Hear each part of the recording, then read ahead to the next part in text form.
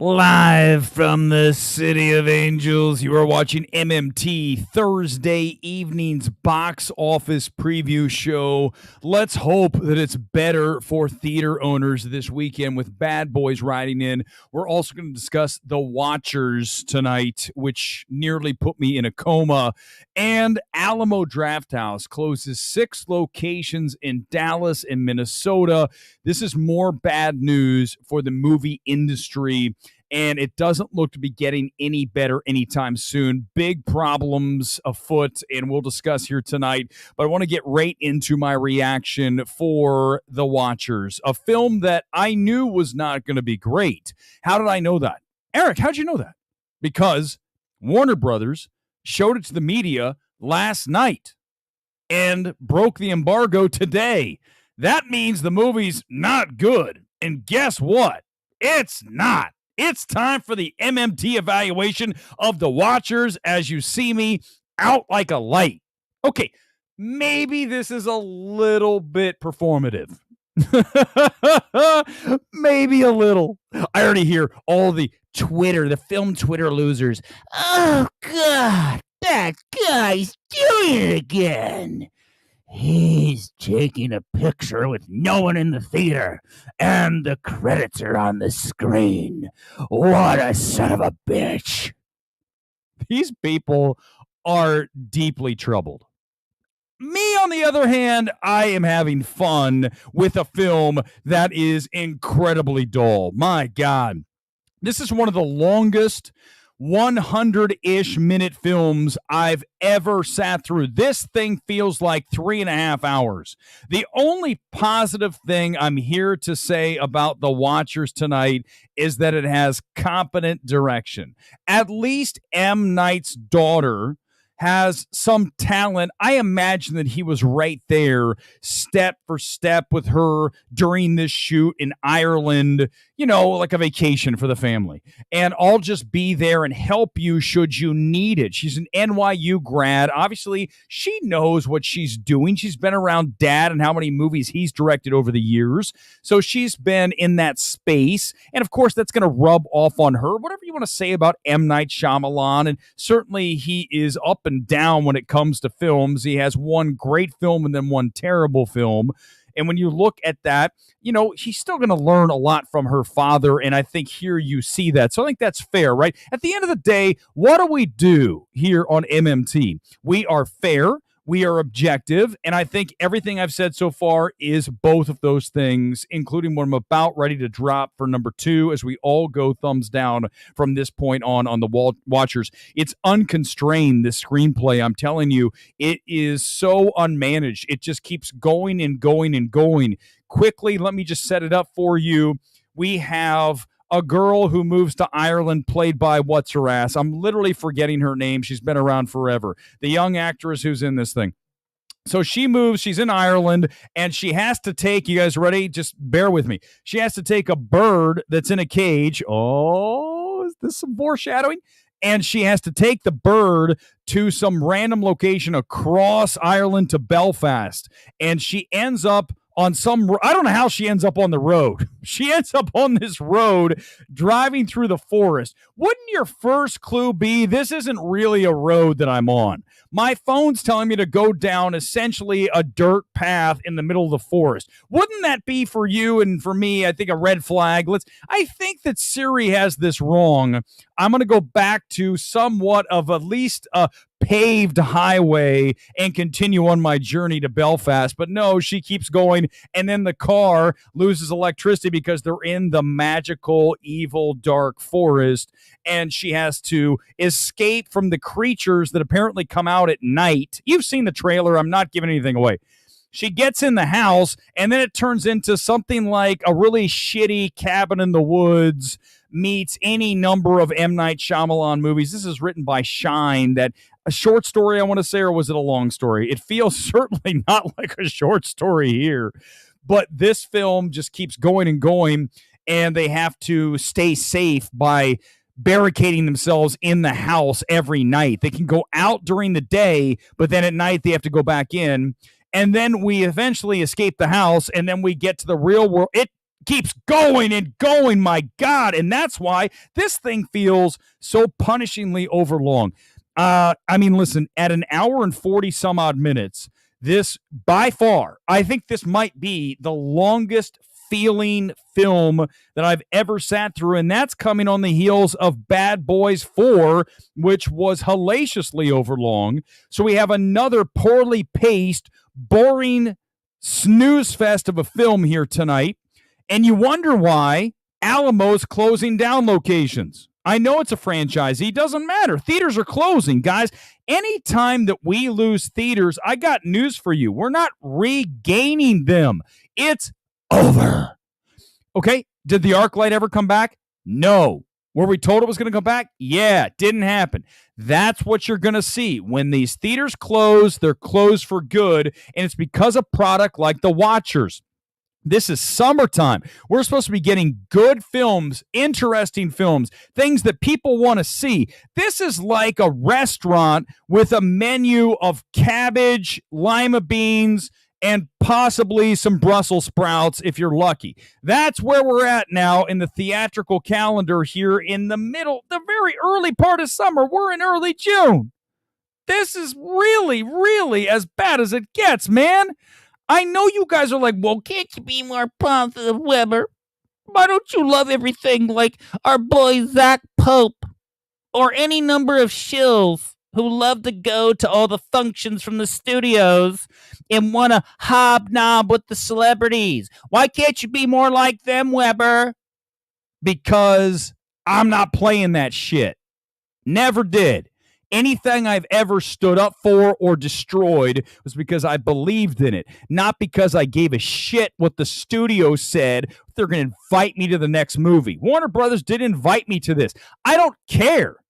I don't need you, Warner Brothers. Your head's so far up your ass right now, I don't want to be part of the team. I would go in there and fire half y'all right now. There you go. This is why I'm not working in Hollywood.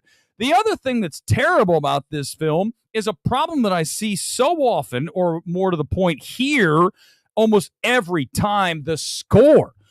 There is such a dearth of talent at the composer position in Hollywood that I wonder if these people are even musically trained. This is just generic noise that sounds quote unquote scary that actually detracts from the film. What I would love to do is to go in and strip out this shit score and hand it over to Michael Levi.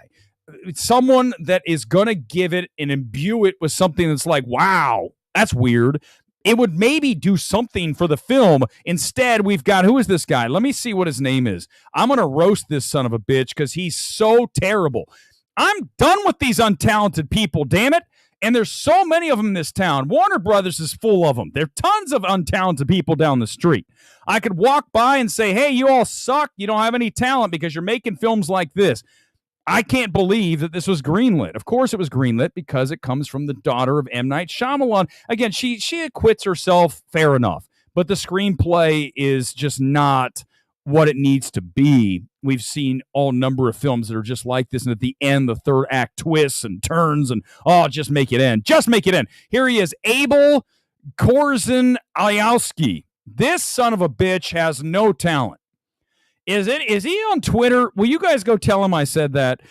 This guy apparently graduated from the instrumental studies specialization cello, and then 2000 graduated with merit from the composition class of the Krzysztof Penderecki Music Academy in Krakow.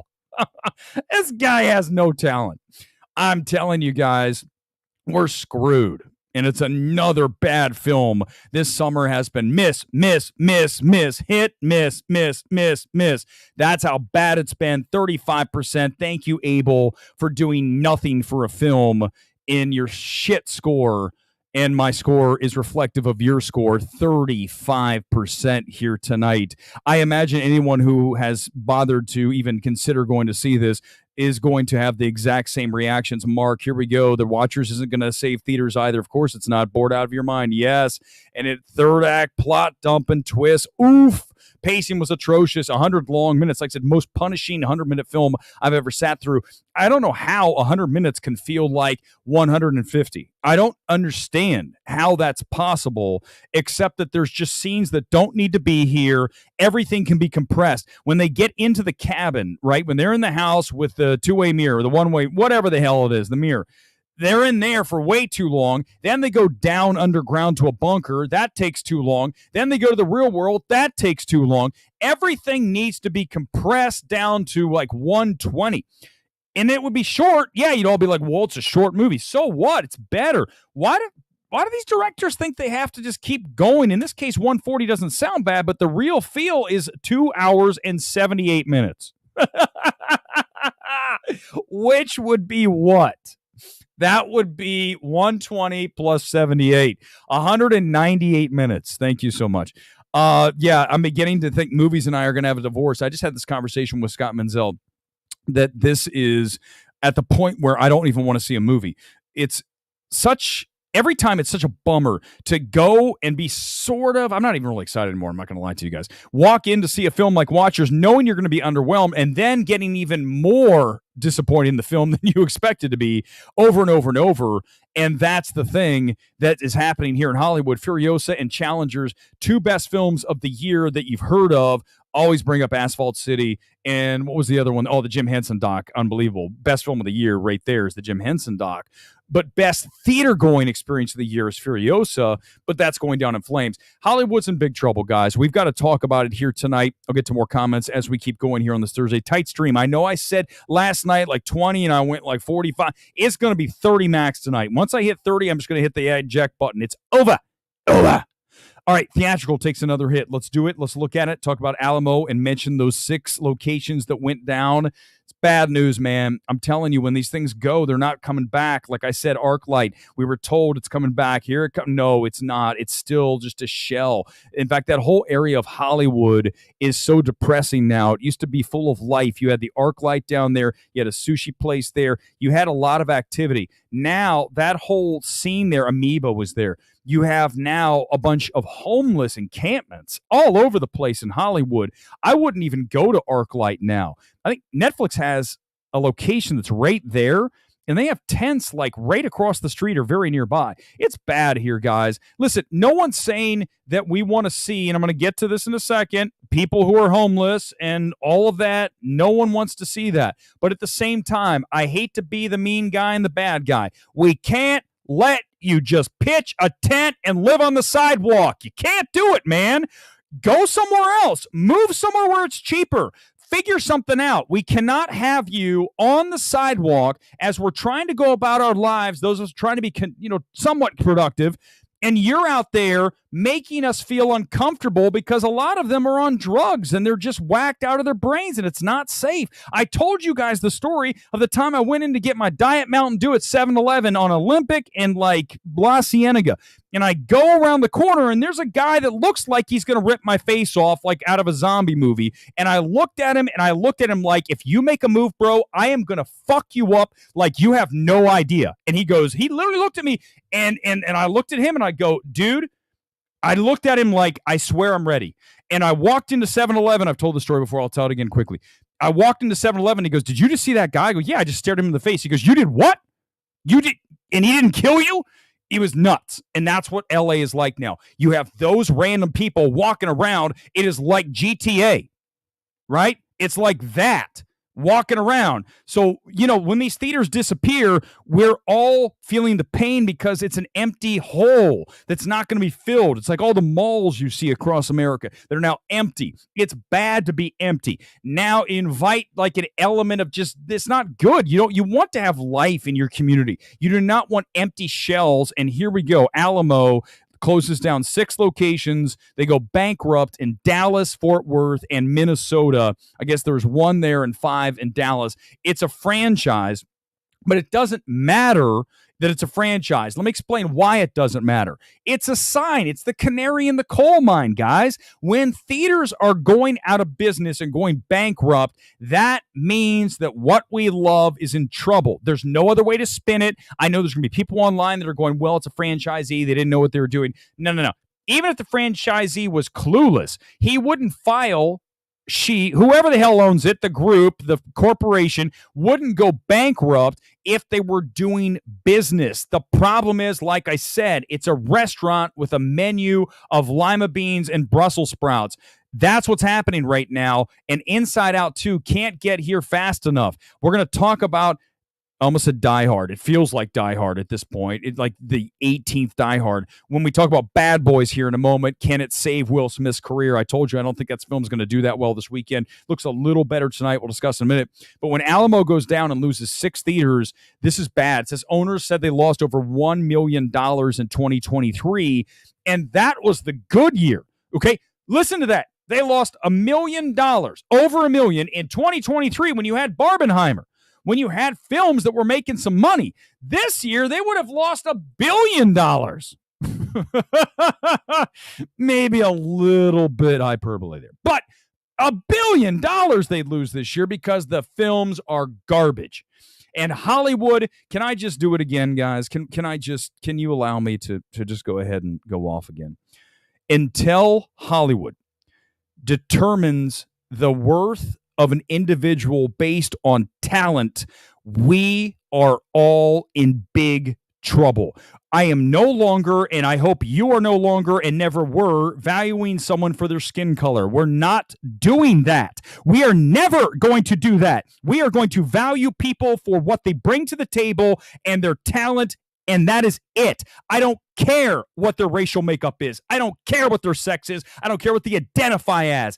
I care, are you talented? That's it. I'm right. You can't beat that. Nobody comes after me because that's the answer.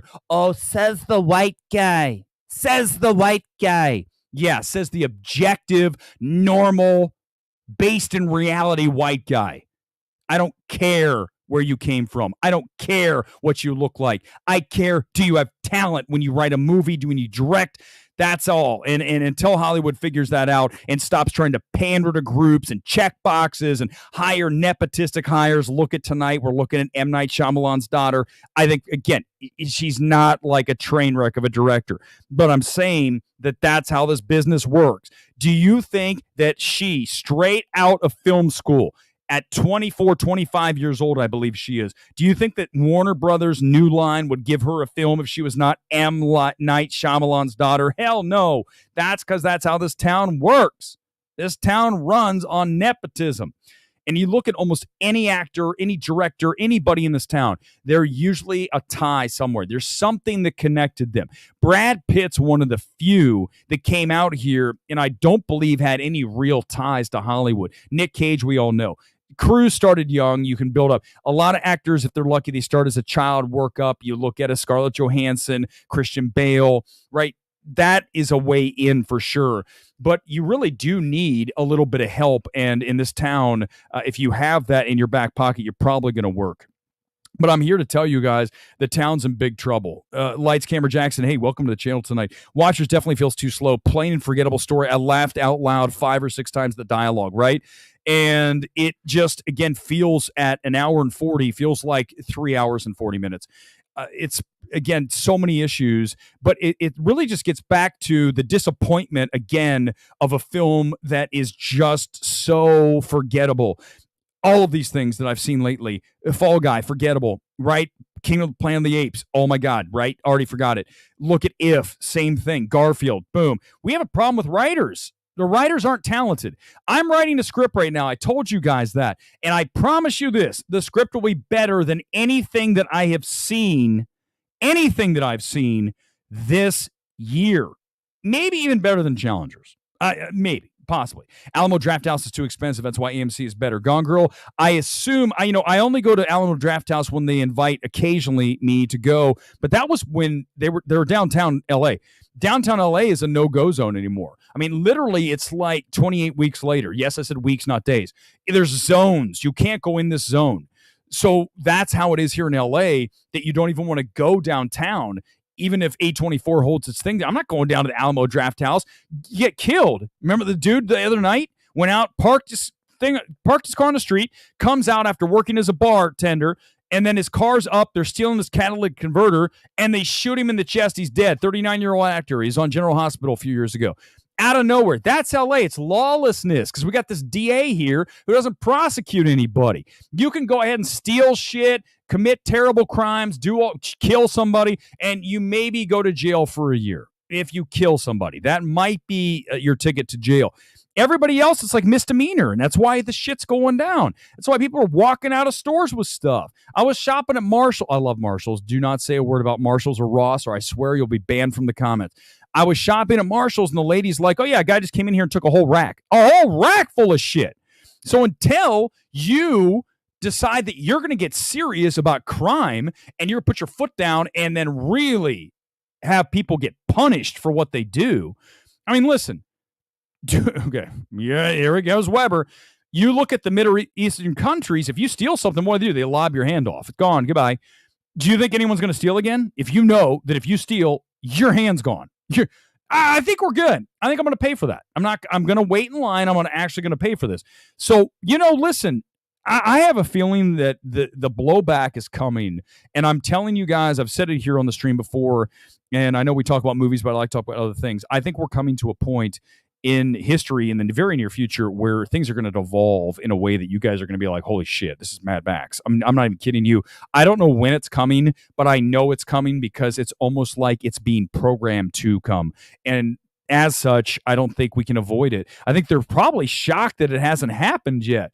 The shadowy leaders of government, not the real, the people above them. They're like, how come these people have not started like rioting and like killing each other in the street? It's coming. I mean, guys, it is. Yes, it is like Beau's Afraid. The only part of Beau's Afraid that is watchable is the first like 20 minutes where he has to get out of his place and go across. It's kind of like that everywhere you go. But guys, hold on. Bodie's here. No. Whatever. This is terrible. Bodie, I thought I banned Bodie. It doesn't matter. His score here is terrible. So it doesn't matter that if he had anything before Bodie. Someone, can you guys get rid of Bodie for me? I said there he goes. I put him in timeout again. That guy, I swear Bodie's like the film Twitter guy. I don't care what his thing is. He hasn't done anything recently. So whatever. And by the way, there's only 5 good scorers out there, composers, right? Let's talk about Michael Levi. We talk about Ludwig. We talk about Hans, but I think he's even moving on. Reznor, Ross. Those are there. There's a few others that are working in the space, not Junkie XL, totally overrated. I think there's a lot of very mediocre talent, Lauren Balfe. But if you were to ask me, Johnny Greenwood's really good, so there's another. There's not very many people in the space. And here's the thing. If you gave this score to Michael Levi, it would be good. If you give this score to whatever the fuck his name is, the guy I just talked about, he doesn't have talent. So yeah. Justin Hurwitz, good call. Just good call. All right, let's see what else we got here. That's bad news. This is bad news, too. It's all bad news tonight. I don't know what to tell you guys. Do you want me to sit here and make shit up and tell you that everything's sunshine and roses and lollipops? It's not happening because the tracking's terrible for Costner's Horizon. This thing is scheduled to open at about $12 million. It's a $100 million film, debuted at Cannes, bad reviews. I'm going to go into this thing wide open. I like Costner. I'm a defender of the postman. So you know that I'm going to be very fair and very objective with this film. The trailer did not do a lot for me. I think this film is going to suffer from, as we know, look at Yellowstone, right? Look at what that show, how big that is. And then you look at a film, you're asking people to come to the movie theater to watch something they think they can watch at home. That's the challenge for this film. So 12 million is not that surprising. As you know, he's doing one and then he's doing another one in August. There's like back-to-back. There's 2 parts of this thing and they're coming out like 6 weeks apart. So if the first one goes down hard, I wonder if they'll move that second one just out and give it space. I could see that happen from Warner Brothers, but this is a bad track at 12 million, really bad.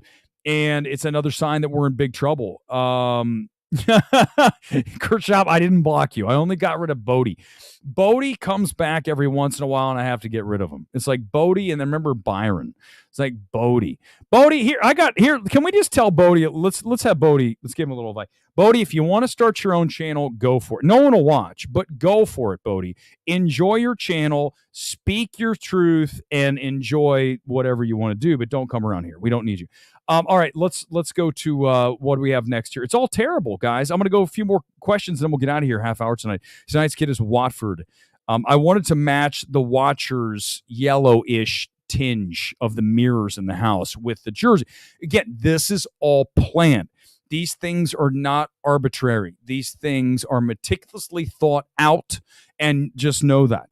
Open comment time, because we just went through all the terrible news, and then we got to save something for tomorrow. Well, actually Sunday. It feels like every day. It feels like I'm reliving the same day every single day. Oh, is it? Yeah, because I took the picture. Oh my God. I think Trap looks pretty good, to be honest with you. I do. Although the problem is that the trailer shows almost everything again. That's what they're doing with these trailers. I just saw the Venom trailer, the Venom 3. It's the whole movie. What are we doing here? Why are you showing me the whole movie? And it looks, oh my God, Venom. And Venom's another movie for idiots, right? It's just, I know it's dumb entertainment, but Tom Hardy acting like a fool with his alter ego talking to himself, I can't. It just isn't really that for me. I'll sit through it and I'll suffer through it, but that's about it. Abel wasn't able here. Bodhi's going to go back to the past. I got news for you. We don't live in the past. We live in the now, and I don't care if you've done 50 scores that were good before. If this score isn't good, then you have lost the juice. This show is not great, okay? But if I came on and had a show where it was a straight up train wreck, I'm saying none of it was coherent. I was stumbling, saying, reading like Sean Fantasy from a teleprompter, you guys would be like, this isn't good. I mean, and listen, MMT was not great in the past, but it was just not great. This is terrible. So the point is that we judge people on now, and Abel was unable. Thank you, Nobis. Simply, we need fresh original film. There are sequels over the past few years that I like. Top Gun Maverick, Mission Impossible, agreed. They were very entertaining. Maverick was great. But they're few and far between, and I think it's just easy. It's the fallback. Hey, let's just repackage this shit. Let's make another Crow. Let's remake a foreign language. What's the horror film? Speak No Evil. Let's remake that. It's all this stuff that's just a remake or a respackling of old IP. And at the end of the day, it just feels so recycled, right? So we're just not excited about any of this stuff. And now I hear that Godzilla X Kong has a director for the next one. I'm like, oh my God, seriously, why? Why did you guys make that movie a hit? Why do I have to sit through another Godzilla Kong? This is the guy who has a Shogun Warrior Godzilla at home at my parents' house. So I love Godzilla. Not anymore. Not after watching Godzilla X Kong. What are they going to do now? How many more times do we have to do this? Maxine, I can't wait for. If you ask me, what film are you excited for? Maxine, no question. By the way, right before I was coming on, I realized I had this on the desk. The A24. Can you guys see this? One's Pearl, and when I turn it, there she is the different phases of either Pearl, and I think the other one X? I think the other one's X, right? But yeah, no, I cannot wait to see Maxine, and I can't wait to see Longlegs, Anora, and I really want to see Cuckoo. Those 4 films. Now, granted, I understand those are all niche, smaller films, right? A24, Neon with a couple of those, and then Focus with, Neon has that too. Focus has some of Anora. I think it's overseas. But the point is that these are all smaller art house films, but Maxine, no, a little bigger, right? But these films are more interesting than anything we're getting out of Hollywood that is a recycled, repackaged, another IP that we've seen a million times before. So that's why, yes. Beyond that, in going into the end of the year, I just don't think it's there. This year, award season doesn't look all that stellar. I think we go back and you look at 2022. I talk about it often. I was just talking to Menzel a little bit ago about this. 2022 was such a year. I go back and I talk about the 4 films I love from 2022. And they're 4 great films, not just good. They're great films, and I would stack them. They beat anything in 2023, certainly anything in 2024. You're talking about Tar, Decision to Leave, After Sun, and Moon Age Daydream. Those 4 films. One more time. Tar, After Sun, Decision to Leave, and Moon Age Daydream. Those 4 films, are better than anything in 2023, better than anything in 2024. And when I have someone like Sean Fantasy, the biggest fraud, and we're going to call him out on Sunday, he's not just a fraud. He's not even good at this. If you put me in a ring live with Sean Fantasy, I will destroy him. It would be literally, again, one punch, knockout, take him out Where'd he go? He reads off a teleprompter. Do you see me read? I'm reading your comments. He's literally going, did you guys hear that it looks like the Alamo has lost some theaters? If you saw that, look, it says that. That's not how you do it, Sean. You shoot. You just don't have it. That's the problem. But yet fantasy is the god. Whatever, man. I will be film Twitter's #1 target all day, knowing that I'll bury each and every one of them any single day on a live stream. Any one of them. Any single one of them. Destruction. Okay? So, not a problem. I'll do it any day. Oh my God, Bodie. How did I get rid of Bodie again? He came back again. I can't deal with that guy. Please. Bike Riders I don't think it looks great. I love Jeff Nichols. You look at Jeff Nichols as a filmmaker, go back to Take Shelter, Mud. I like the one with the kid, with the midnight special. I like that film. I love the score by David Wingo. David Wingo did the score for Take Shelter. Good composer, doesn't work enough. Better than our boy Abel here tonight. But here's the thing, is that when I watch Bike Riders, it doesn't look like it's the right mesh between director and story, because this is not his story.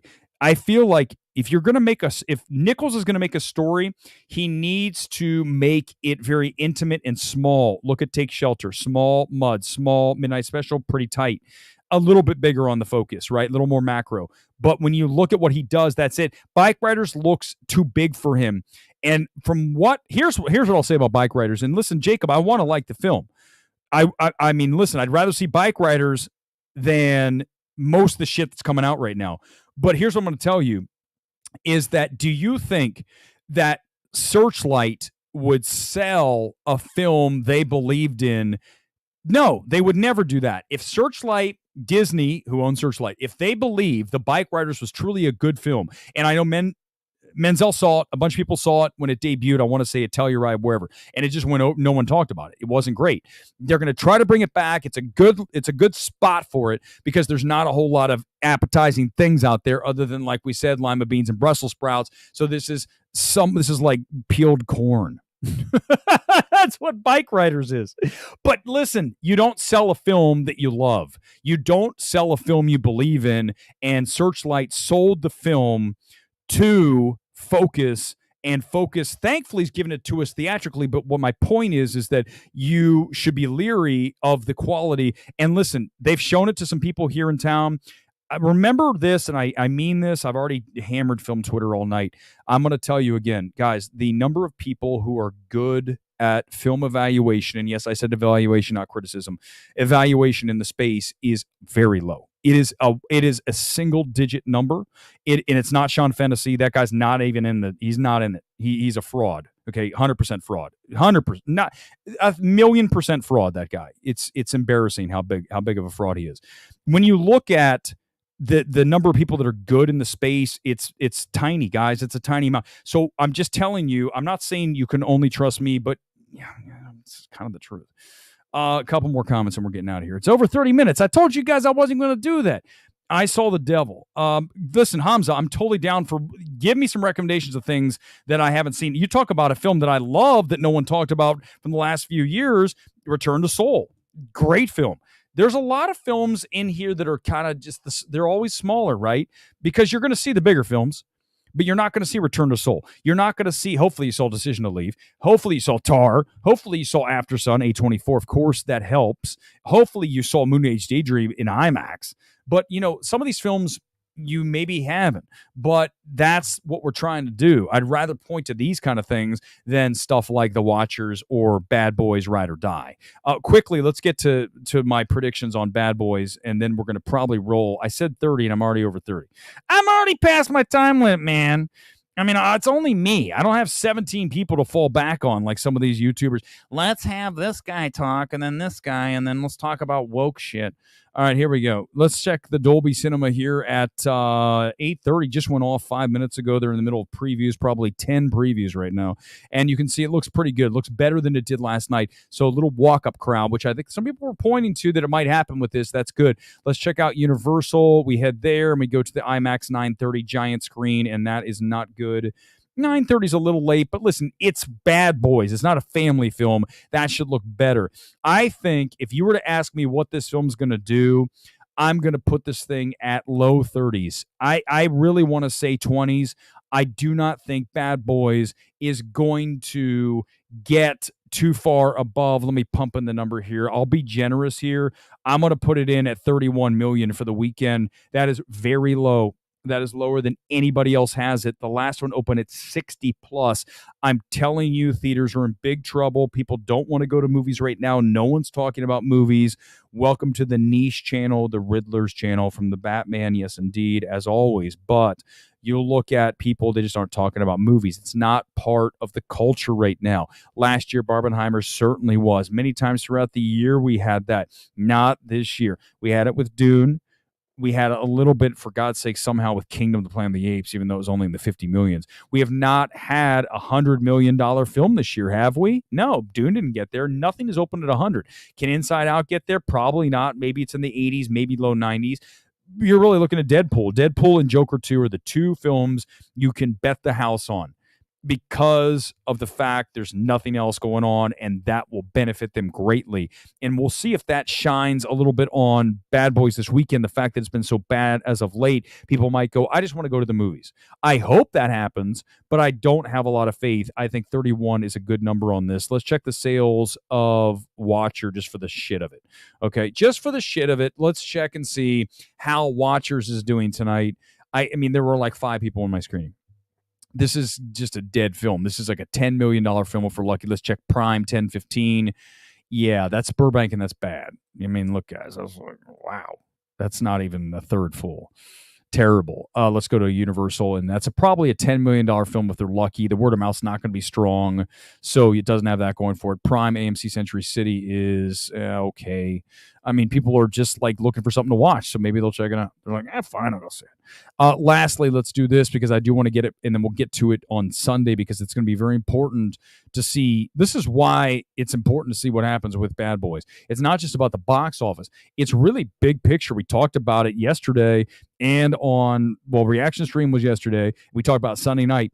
I think a lot of people are not thrilled with Will Smith. I think there's a lot of people out there, they're just simply not going to, my God, Bodie's back again, guys. I've got to just, I don't know how do I, okay, there, I got it. He's gone. Here's what we got. Bodie, there's other channels. Bodie, there's plenty of other channels. Go to those. We're good.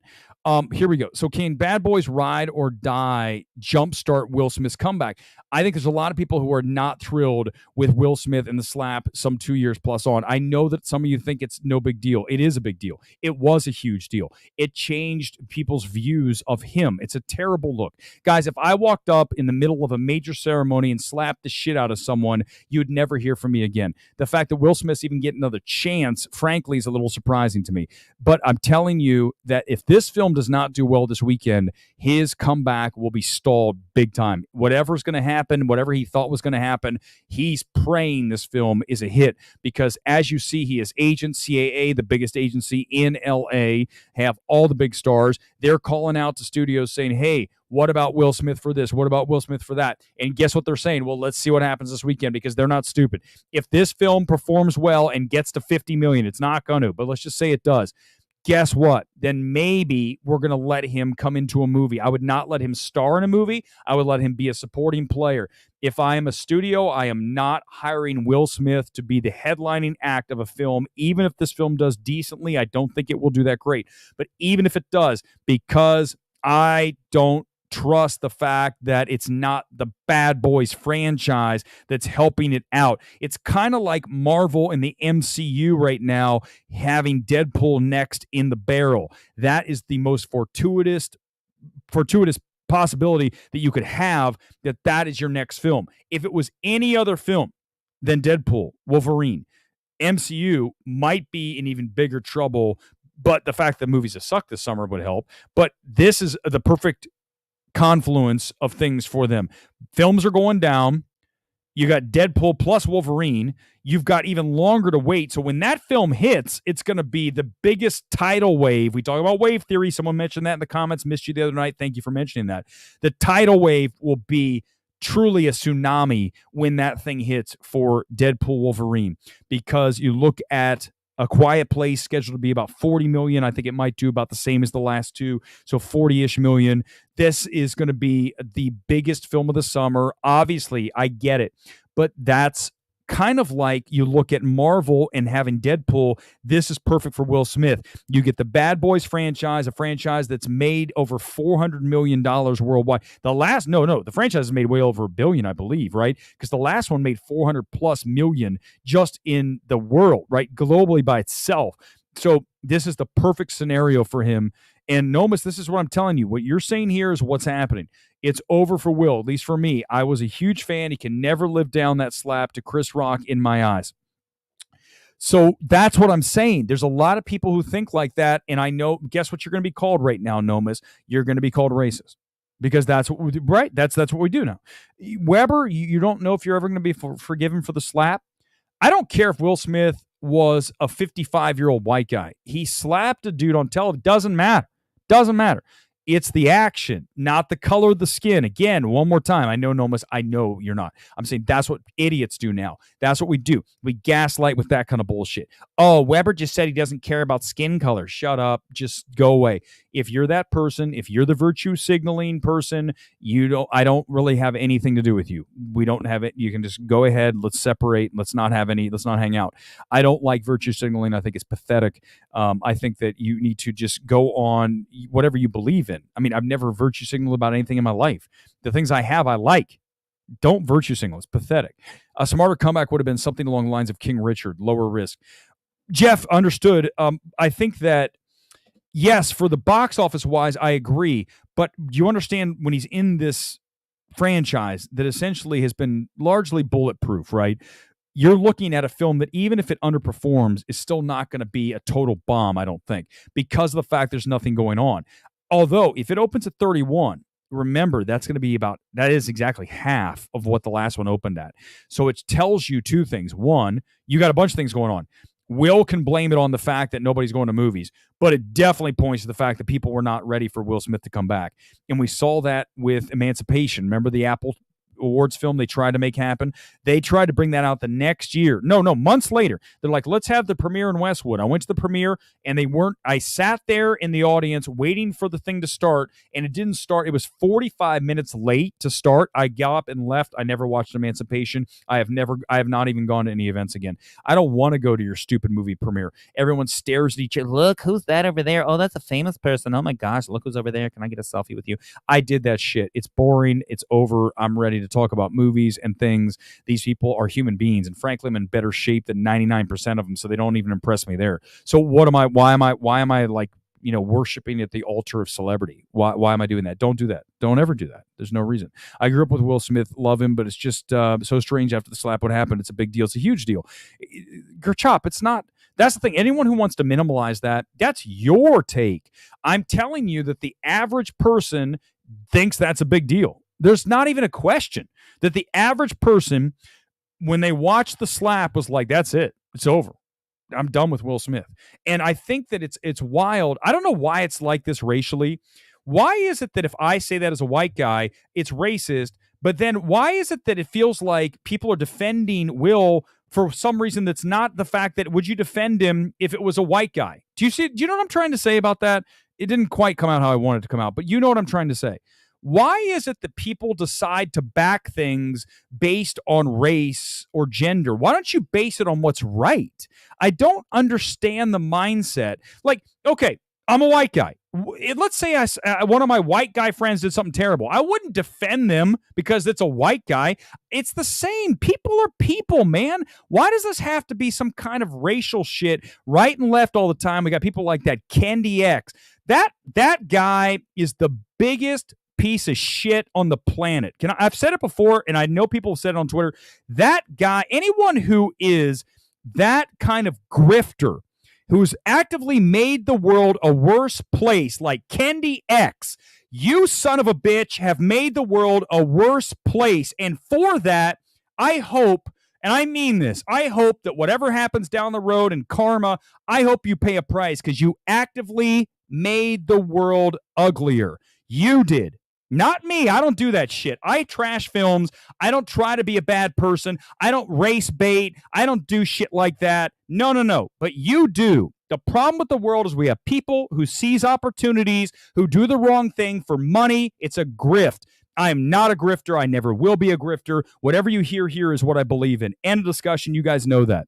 It's just these people are revolting. They're revolting to me. That there are grifters out there, and it doesn't even matter that Kendi X is a black man. There's grifters in the film space that are white dudes. A grifter is a grifter.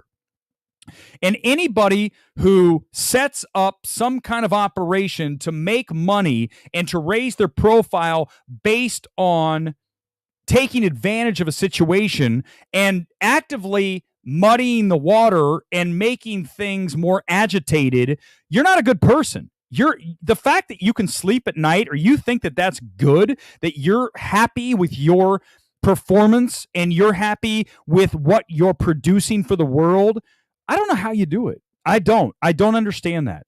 I would rather be dirt poor and have a conscience and have principles than have a ton of cash, living up in the hills, living a life that I knew was shit.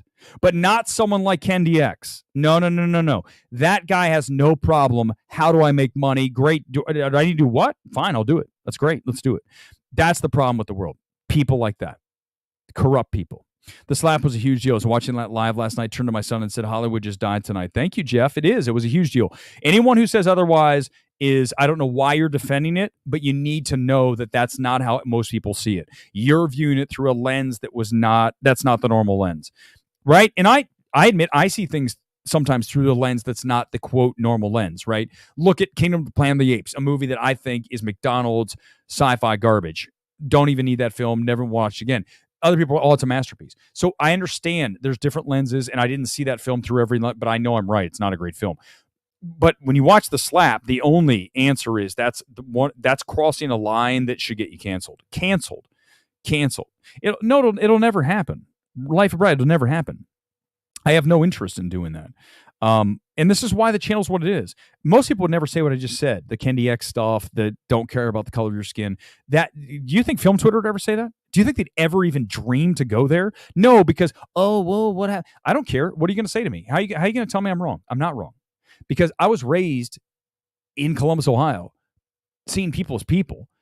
You know, I always go back to this. When I watch Fat Albert, I didn't say, hey, there's a bunch of kids, African-American kids in New York City, in Harlem. I didn't think that.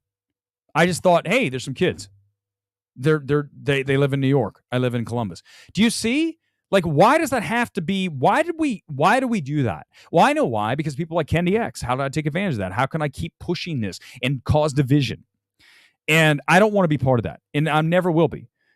That's why what we do here is what it is. You don't see me like talking about the acolyte going, Disney's terrible. Oh my God, they've gone woke. And that's what Gore does. It's what all of them do. How can we drill down on this? They have Alan doing it now over at Film Threat. How can I find whatever the IP is that went woke and then just talk about how terrible it is it went woke for an hour? And then look, everyone will chime in, oh, it's woke, it's terrible.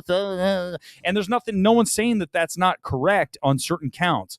But to do that every single time, can you imagine if I came on here and that's all I did? Oh, by the way, look, this is bad because it's woke. And by the way, so is this. This is bad. The Watchers is bad because the lead is female. If the lead was a male, the movie would be better. The fact that there's so many female characters in The Watcher and the fact it's directed by a woman.